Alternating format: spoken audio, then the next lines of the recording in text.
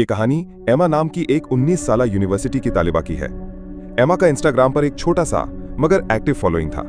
वो ज्यादातर अपनी सेल्फीज और हॉस्टल की खूबसूरत तस्वीरें शेयर करती थी। एक दिन उसे एक अजनबी आईडी से मैसेज आया।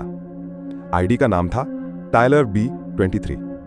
प्रोफाइल पिक्चर एक धुंधला सा सूरज गुरूब होने का मंजर था और उस अकाउंट पर कोई पोस्ट नहीं थी। मैसेज में लिखा था, हेलो, तुम बहुत खूबसूरत हो, मैं भी इसी यूनिवर्सिटी में पढ़ता हूं, कभी मिलना चाहूंगा। एमा ने जवाब नहीं दिया। चंद दिनों में उसी बंदे की तरफ से मजीद मैसेजेस आने लगे। धीरे धीरे वो मैसेजेस ज्यादा डरावने और जिद्दी होने लगे। प्लीज जवाब दो, मैंने तुम्हें कैंपस में देखा है, मुझे पता है तुम्हारा डॉर्म रूम कहाँ है। ये आखिरी लाइन पढ़कर एमा के हाथ पांव कांप गए। उसने फौरन उसे ब्लॉक कर दिया। रात को तकरीबन 11 बजे जब एमा मोबाइल पर वीडियोस देख रही थी, उसे खिड़की के शीशे पर हल्की सी टिक टिक की आवाज सुनाई दी। एमा का कमरा दूसरी मंजिल पर था, इसलिए यह आवाज बिल्कुल बेमानी लगी। उसने खुद को समझाया कि शायद यह हवा या दरख्त की शाख की वजह से हुआ होगा। एमा गहरी नींद से एक नोटिफिकेशन की आवाज पर जाग गई। फोन देखा तो इंस्टाग्राम पर एक नए अकाउंट से मैसेज आया था।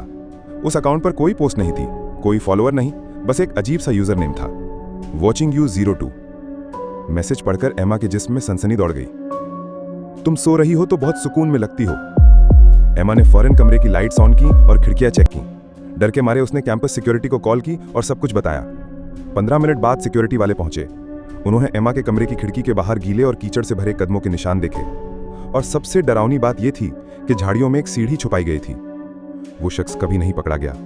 एमा ने अपना कमरा छोड़ दिया, नई बिल्डिंग में शिफ्ट हो गई और अपना इंस्टाग्राम प्राइवेट कर लिया।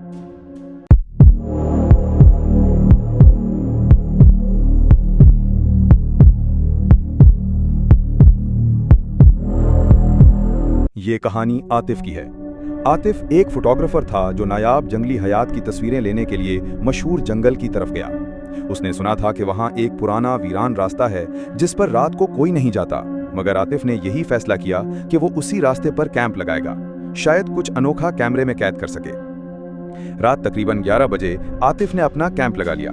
जंगल में अजीब सी खामोशी थी, न हवा की सरसराहट, न परिंदों की आवाज, सिर्फ दूर कहीं एक उल्लू की सदा आ रही थी। आतिफ कैमरा लेकर इर्द गिर्द तस्वीरें लेने लगा, जब अचानक उसे लगा जैसे कोई उसके पीछे खड़ा है। पलटकर देखा तो वहां कोई नहीं था। आधी रात को जब आतिफ ने दोबारा कैमरा ऑन किया तो कैमरे की स्क्रीन पर दरख्तों के पीछे एक साया नजर आया, कद आवर, इंसानी शक्ल का, मगर चेहरा साफ ना था। आतिफ ने फौरन पलटकर देखा, वहां कुछ भी नहीं था, मगर जमीन पर ताजा कदमों के निशान नजर आ रहे थे, बहुत बड़े, आम इंसान से दुगने साइज के। आतिफ का दिल जोर जोर से धड़कने लगा, मगर उसने खुद को हौसला दिया कि शायद ये किसी जानवर के निशान हों। रात के आखिरी पहर जब हर तरफ धुंध छा गई, आतिफ ने महसूस किया कि दरख्तों के पीछे से सरगोशियां आ रही हैं। ऐसी आवाज जैसे कोई कई 100 मीटर दूर खड़ा आहिस्ता आहिस्ता बोल रहा हो। आतिफ ने कैमरा घुमाया और अचानक उसकी नजर एक धुंधले साए पर पड़ी जो तेजी से दरख्तों के पीछे गायब हो गया। आतिफ डर के मारे पीछे हटा, उसका पांव एक जड़ पर आया और वो जमीन पर गिर गया। गिरने के बाद आतिफ के कैमरे का लेंस टूट गया। जब उसने कैमरे की यादाश्त कार्ड चेक किया तो उसमें कई ऐसी तस्वीरें थीं जो उसने कभी नहीं खींची थीं। एक तस्वीर में आतिफ सोया हुआ है और उसके पीछे वही साया खड़ा है।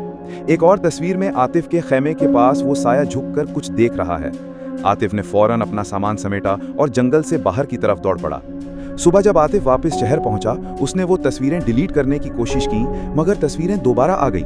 कहते हैं उस रात के बाद आतिफ को ख्वाब में बार बार वही साया नजर आता रहा और आज तक कोई नहीं जानता कि वो साया